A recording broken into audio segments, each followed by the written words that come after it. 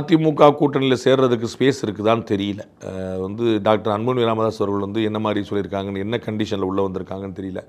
பாட்டாளி மக்கள் கட்சிங்கிறது என்கிட்ட தான் இருக்குதுன்னு அவங்க முடிச்சிட்டாங்க. அதை ரொம்ப தெளிவாக ஒரு சண்டை ஒரு அளவுக்கு மேலே போயிடுச்சு, கோர்ட்டுக்கு போயிடுச்சு, ரோட்டுக்கு வந்துருச்சு, எல்லாத்துக்கும் போயிடுச்சு. அதனால் அவர் தெளிவு பண்ணிட்டு ஆமாங்க பாமக என்னுடைய இதுன்னு முடிச்சுட்டு போயிட்டாங்க.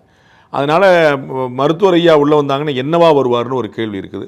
எகெயின் திமுகவுக்கு போனால் ஒரு சங்கடம் இருக்கலாம், தாவேக்காவுக்கு விஜய் கூட நிற்கிறதா அப்படின்னு ஒரு யோசனை இருக்கலாம். அது மெட்டீரியல் ஆகாமலும் இருக்கலாம் ஓட்டாக.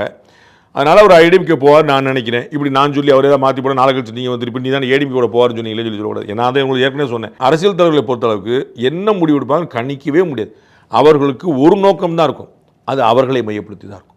நாமளாக சமுதாயமோ கட்சியோ அதோடு நம்மளாம் நினச்சிக்கிட்டு இருப்போம். That's not going to work. அவரவருக்கு ஒரு கணக்கு இருக்குது. ஐயாவை பொறுத்தளவுக்கு ஏடிஎம்கே கூட இருக்கிறது அவருக்கு ரொம்ப கம்ஃபர்ட்டாக இருக்கும்னு நினைக்கிறேன்.